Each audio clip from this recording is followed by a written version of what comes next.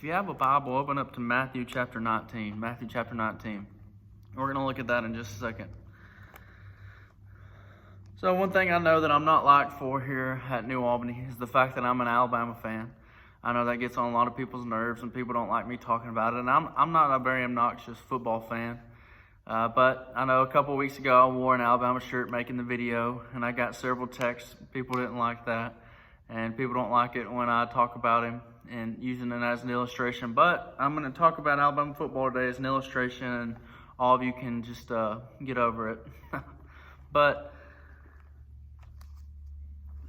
there was a situation where Alabama was at the end of practice, and at the end of the practice they were doing conditioning. They were running sprints.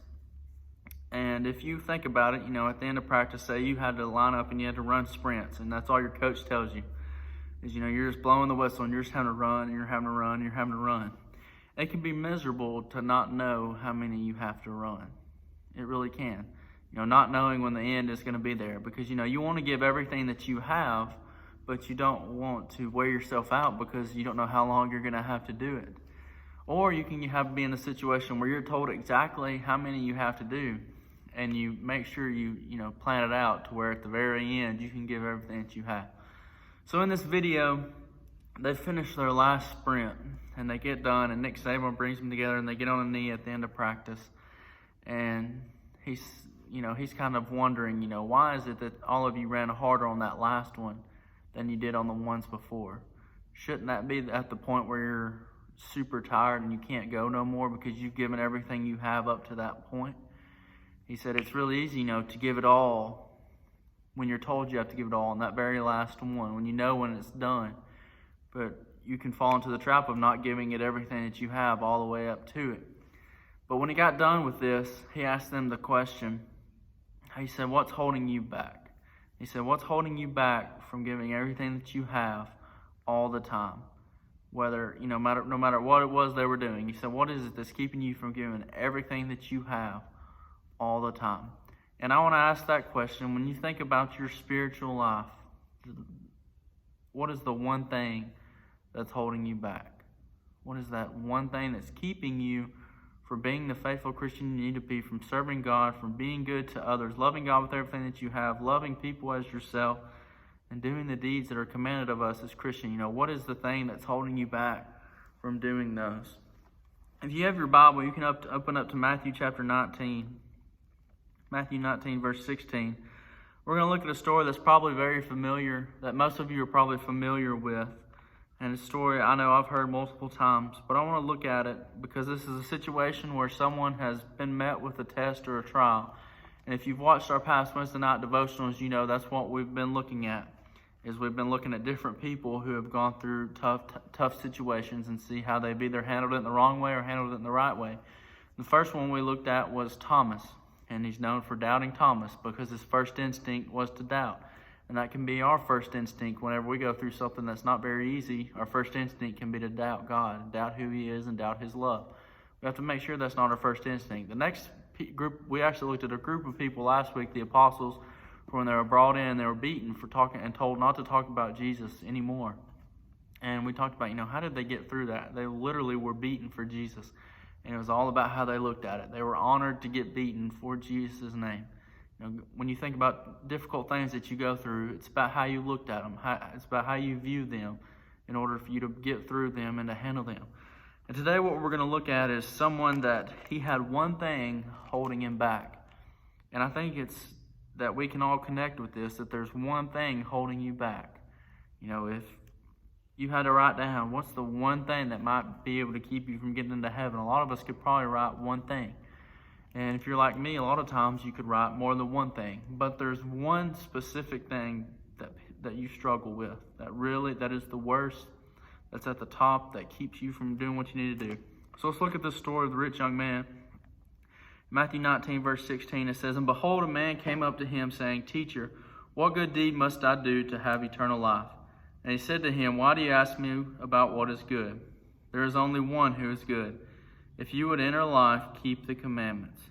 He said to him, Which ones? And Jesus said, You shall not murder, you shall not commit adultery, you shall not steal, you shall not bear false witness, honor your father and mother, and you shall love your neighbor as yourself. The young man said to him, "All these I've kept. What do I still lack?" Jesus said to him, "If you would be perfect, go sell what you possess and give to the poor, and you will have treasure in heaven, and come follow me."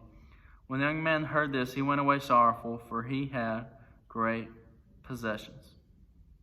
So, one thing to point out is, the man is wanting to get to go into heaven. He said, "What good deeds must I do to get to go into heaven?" And Jesus, notice he gives the hint at the start. He said, "There is only one who is good." There's only one who is good. Talking about himself. He said, "If you would enter life, keep the commandments." And he said, "Which ones?"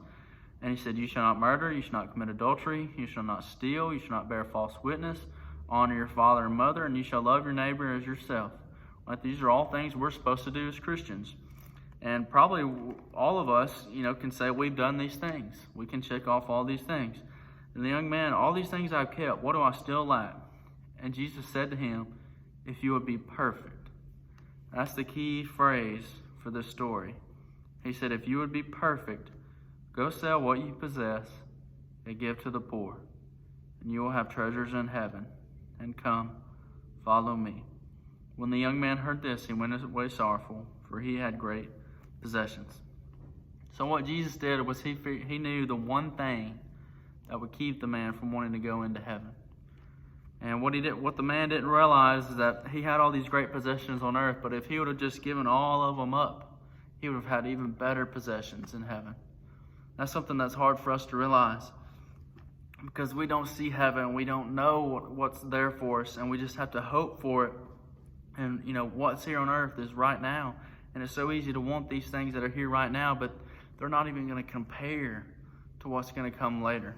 But I ask the question, what is the one thing that's holding you back? What's the one thing that's keeping you from where you need to be? And so the key word that I already mentioned is the word perfect.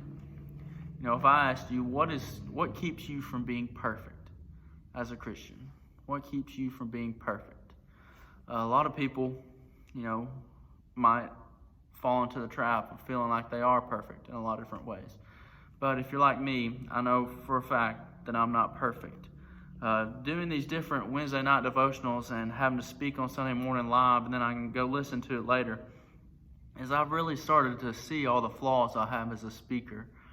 Different things that I do. One thing that I do not like hearing my voice. I don't know how people said they like my voice. I do not get that. I cannot stand to hear my voice. But I think most people are like that. They don't like hearing their own voice. But I catch myself in all these different things, saying the same things over and over. Maybe using the same adjectives or using the same little phrases and using the same style. And so this has been a good chance for me to see things that I need to get better at. And so you think about, what is the one thing that's keeping you from being perfect? And I think and this is what I want us to learn from this story is, obviously, you can learn that you need to sell things, give to the poor, give to the needy. But there's one thing that holds us back, that keeps us from being perfect. And Jesus said, if you want to be perfect, sell everything that you have. And he would have been at the point where he would have done everything that he needed to do. But there's one thing that holds us back. And when I think about tests and trials and difficult situations and how to handle those and how to go through those, I think we can fall into a spell or to a trap, however you want to phrase it, to where we don't really care that much. And not to the point of where we're just so terrible and we're horrible people, but we can fall into the trap of knowing that we're not going to be perfect, so we can be okay with that.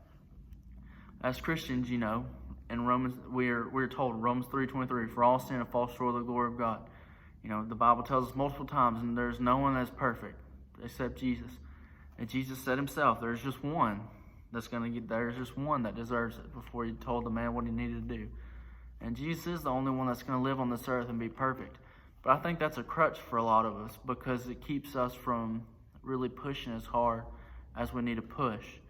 We might not ever be perfect, but we're supposed to try with everything that we have to be perfect. And when we mess up, when we fall short, that's when it's okay. And that's how God can forgive us, when we're given everything that we have and we slip up and we're upset. But we get back on the path trying to be perfect. And I asked you, what's the one thing that keeps you from being perfect? Are you really even trying to get better at it?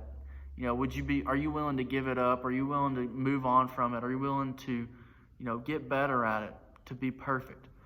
I was talking to Richard and Phil last Sunday, and they were being really encouraging, talking about the lessons I've done the past few weeks.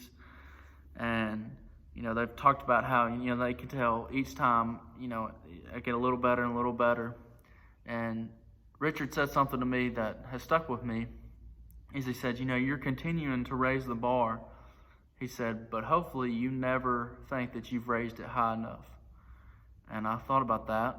And, in the moment I was just, talking. But then I really thought about it later. You never want to reach the point to where you're good enough. You never will. In anything, if you think you're good enough, that's when you're the worst you can be. You have to push higher and higher and higher and higher. And I think with this story, obviously the man wasn't perfect, and Jesus showed him up. Jesus showed him up because the man thought he was perfect. And, he said, if you want to be perfect, sell everything you have and give to the poor. Because we know when Jesus lived on earth, Jesus didn't have anything. He was always traveling. He barely survived. But I want to ask you, what's the one thing that's holding you back? Are you working to be perfect? Are you okay with that one thing that holds you back? Or maybe those few things that hold you back.